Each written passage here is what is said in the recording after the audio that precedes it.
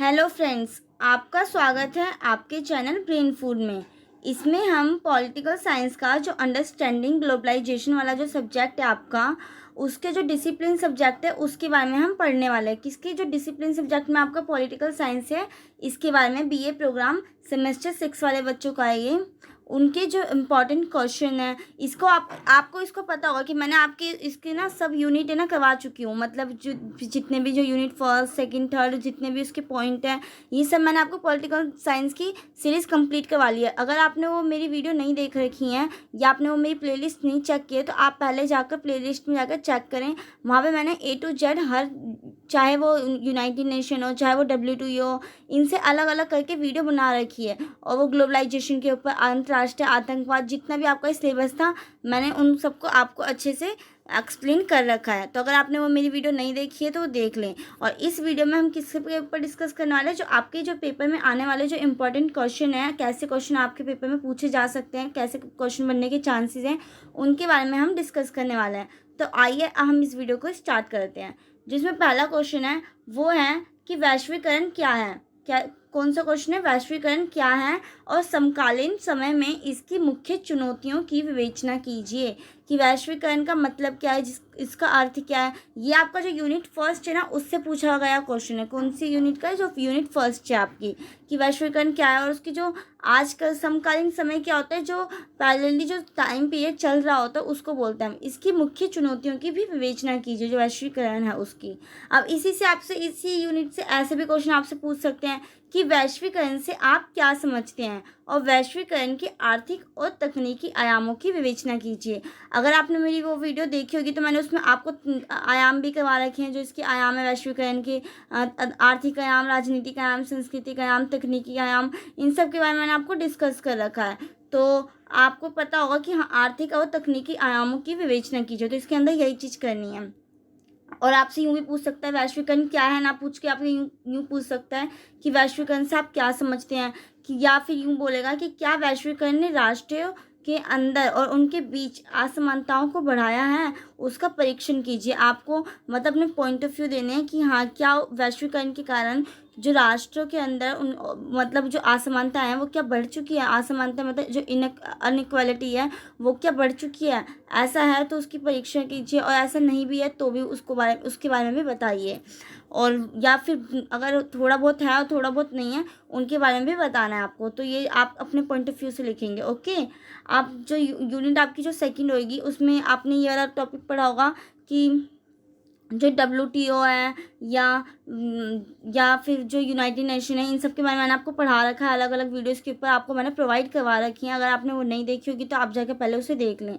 तो इसमें क्वेश्चन ये पूछा गया है कि शांति बहाली तथा मानव अधिकारों की सुरक्षा संयुक्त राष्ट्र संघ के 2 महत्वपूर्ण कार्यों के बारे में बताइए। इसमें यूँ बोला है कि 2 उसके महत्वपूर्ण कार्य बताने हैं। तो पहले आपको तो यूँ बताना होगा कि आखिर में जो यूनाइटेड नेशन है, संयुक्त राष्ट्र है, वो है क्या और वो करता क्या है। आपको पता होगा कि मैंने आपको पढ़ा रखा है कि जो यूनाइटेड नेशन है ना, इसका नाम पहले क्या था? League of nation. क्या था इसका नाम?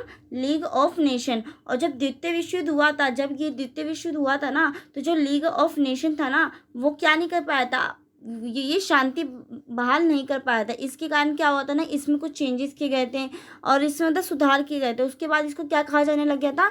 यूनाइटेड नेशन कहा जाने लग गया था। लीग ऑफ नेशन का ये नाम क्या है? यूनाइटेड नेशन है, जो 1945 के बाद चेंज हो गया था। जो द्वितीय विश्व युद्ध समाप्त हुआ था, उसके उपरांत ये चेंज हो गया था, क्योंकि ये जो द्वितीय विश्व युद्ध से जो हानियाँ थी ना, उसको रोक नहीं पाया था। जो प्रथम विश्व युद्ध के उससे भी हुई जो हानियाँ थी, तो उसके बाद लीग ऑफ नेशन बनाया गया। फिर लीग ऑफ नेशन के बाद क्या बना था?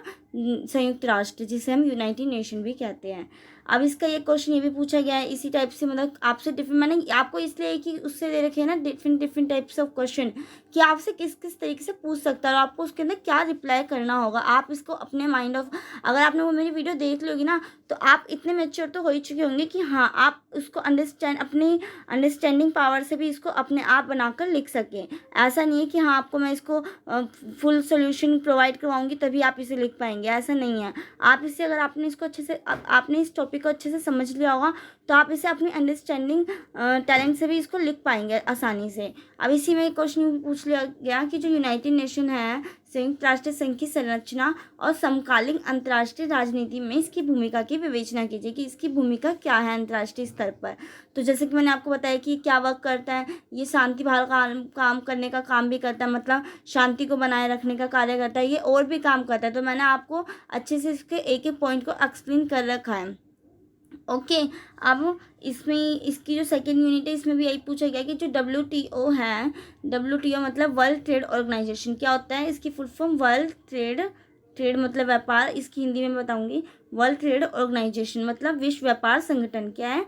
विश्व व्यापार संगठन, विश्व व्यापार संगठन। ओके, WTO क्या है और क्या विश्व व्यापार संगठन विकासशील अर्थव्यवस्थाओं को समान अवसर देता है? विकासशील अर्थव्यवस्था क्या होती है आपको मैंने बता रखा होगा, कितनी बार मैंने पॉलिटिकल साइंस अगर मैंने पढ़ाया होगा उसकी हर एक वीडियो में, अगर जहाँ कहीं पे भी ये वर्ड आ रहा था तो मैं आपको एक्सप्लेन कर रही थी।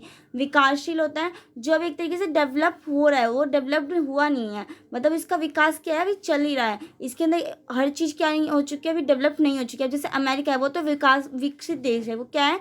विकसित देश है, क्योंकि उसके अंदर हर एक चीज़ क्या हो चुकी है? डेवलप्ड हो चुकी है, वो डेवलप्ड कंट्री है।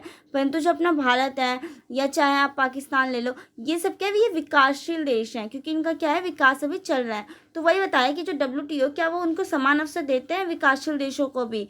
तो मैंने इसको अच्छे से आपको बता रखा होगा उस वीडियो में। ओके, अब ऐसे क्वेश्चन 7th है, विकास बनाम पर्यावरण विवाद के संदर्भ में रियो सम्मेलन के योगदान की विवेचना कीजिए। रियो सम्मेलन हुआ था जो कहाँ पे हुआ था? ब्राज़ील में हुआ था, 1992 में हुआ था। और ऐसे एक स्टॉकहोम सम्मेलन भी हुआ था पर्यावरण से रिलेटेड, पर्यावरण जो समस्याएं होती हैं उनको सुलझाने के लिए एक स्टॉकहोम सम्मेलन, और मैंने रियो सम्मेलन दोनों के बारे में उस वीडियो में बता रखा है। ओके, तो ये इसको इस टाइप से आपसे पूछा गया है, तो आप इसे अपने पॉइंट ऑफ व्यू से लिखना। ओके, अब क्वेश्चन 8 क्या है? जैव विविधता का क्या महत्व है? जैव विविधता क्या है? जैव विविधता को भी मैंने अच्छे से एक्सप्लेन किया। जैव विविधता का मतलब होता है अगर एक ही स्थान पर अलग अलग जीव में जो असमानताएं होती है, जो उनमें अनुवांशिक जो विभिन्नताएं होती हैं, वही मतलब जैव विविधता होती है, और इसके महत्व को बताना है और जैव विविधता की क्षति के लिए उत्तरदायी प्रमुख कारक कि जैव विविधता क्यों नष्ट होती जा रही है। जो जैव विविधता, जो जीवों के अंदर जो विभिन्न विविधताएं पाई जाती हैं, ऐसा क्या कारण है जिसके कारण जो जैव विविधताएं क्या होती जा रही है? समाप्त होती जा रही है। इसको भी आपको अच्छे से एक्सप्लेन करना है। पहले तो आप ये बताएंगे कि जैव विविधता है क्या, फिर आप उसके महत्व को बताएंगे, क्योंकि अगर आप किसी भी चीज़ को बताने जाते हैं ना तो पहले तो आप उस वर्ड को अच्छे से क्लियरफाई करें, तभी जाके टीचर को पता चलेगा ना कि हाँ बच्चे को इस वर्ड का मतलब पता है, तभी वो आगे भी क्या लिखेगा? अच्छा ही लिखेगा। बट अगर आप स्टार्टिंग में ही बताने लग जाएंगे जैव विविधता की क्या क्या महत्व है, एक तरीके रट्टाफिकेशन टाइप में, तो it's not better for you. क्योंकि आपके पेपर का प्रेजेंटेशन अच्छा करने के लिए मैंने इसके ऊपर भी एक वीडियो बना रखी है कि आप क्वेश्चन पेपर को कैसे अटैम्प्ट करें, मतलब। तो अगर आपने वो मेरी वीडियो नहीं देखी होगी तो आप जाकर पहले उसे देख लें कि मतलब कि वो जो है जैव विविधता क्या है उसके बारे में बताएंगे, तो हाँ टीचर को भी पता चलेगा कि आपको ये जैव विविधता का अच्छे से मतलब क्या है, इसकी नॉलेज है आपको, और आप जो भी आगे लिखेंगे वो भी बहुत अच्छा ही लिखेंगे। क्योंकि टीचर स्टार्टिंग में आपकी 2-3 लाइनें बहुत अच्छे से पढ़ता है और वो देखता है कि बच्चे का मतलब माइंडसेट कैसे है, बच्चा समझता कैसे है, ये चीज़ चेक करता है। और उसके बाद अगर आपने अच्छा लिख रखा हुआ तो एक तरीके टीचर के ऊपर भी आपका इंप्रेशन क्या होगा? अच्छा ही जाएगा। तो अब यही चीज़ बतानी है इसमें क्वेश्चन 8 में। ओके, अब जो क्वेश्चन 9th है वो है भूमंडलीय तापन। भूमंडलीय तापन क्या है? जो ग्लोबल वार्मिंग, अगर मैं यहाँ पे वही ग्लोबल वार्मिंग मैंने वर्ड लिख दिया होता तो आपको आसानी से पता चल जाता कि हम ग्लोबलाइजेशन लिख दिया मैंने, ग्लोबल वार्मिंग अगर मैंने लिख दिया होता तो आपको आसानी से पता चल जाता कि इस क्वेश्चन में क्या पूछा है। बट पेपर में तो जो एग्जामिनर होता है वो तो थोड़ा घुमा के आपसे क्वेश्चन पूछता है, तो उसमें वो आपको क्या पूछ सकते हैं कि भूमंडलीय तापन को परिभाषित कीजिए और अंतर्राष्ट्रीय समुदाय के समक्ष प्रमुख पर्यावरण मुद्दों पर प्रकाश डालने के, अंतर्राष्ट्रीय समुदाय के मतलब इसके पर्यावरण मुद्दों पर क्या करना है आपको? प्रकाश डालना है। तो यही चीज़ बताना है कि ग्लोबल वार्मिंग क्या है और उसको जो अंतर्राष्ट्रीय समुदाय के समक्ष क्या क्या मतलब थे कि क्या क्या मुद्दे हैं पर्यावरण से रिलेटेड। तो यही चीज़ आपको इस क्वेश्चन में बताना है। अगर मैंने यहीं पे आपको ग्लोबल वार्मिंग लिखा होता तो आप 2 मिनट में समझ जाते, बट मैंने आपको यहाँ पर भूमंडलीय तापन लिखा है, तो एक टाइम पे आपको कुछ सोचने का मतलब एक तरीके से आपने कुछ सोचा, उसके बाद आपको पता चला अच्छा हाँ ये ग्लोबल वार्मिंग ही बोला गया है। तो वही चीज़ है कि आपसे इस टाइप से भी क्वेश्चन को घुमा फिरा के पूछ सकते हैं।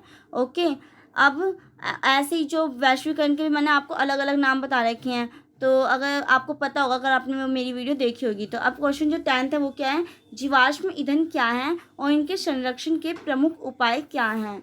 कि जीवाश्म ईंधन क्या है और उनके संरक्षण के क्या क्या उपाय किए जा सकते हैं। तो आपको ये बताना, आपसे ये क्वेश्चन लॉन्ग पूछेगा, आपको अपनी पॉइंट ऑफ व्यू से इसे अच्छे से बनाकर लिखना है। अब क्वेश्चन 11 जो है वो किस यूनिट से है, वो यूनिट 3 से है। कौन सी यूनिट से है? यूनिट 3 से। ये जो क्वेश्चन कुछ यहाँ पे पूछे गए ना, ये भूमंडलीय तापमान या जैव विविधता, ये भी आपकी यूनिट जो 3 है उसका जो आपका ए पार्ट है ना, उससे पूछा गया है। जो वैश्विक पर्यावरणीय मुद्दे थे उसमें से पूछा गया है क्वेश्चन आपसे। और ये यूनिट जो 3 का जो बी पार्ट है उससे ये 2 क्वेश्चन है कि अंतर्राष्ट्रीय आतंकवाद को परिभाषित कीजिए, कि अंतर्राष्ट्रीय आतंकवाद है क्या, और अंतर्राष्ट्रीय आतंकवाद की प्रकृति और इसकी मुख्य विशेषताओं के बारे में क्या करना, आपको व्याख्या करनी है।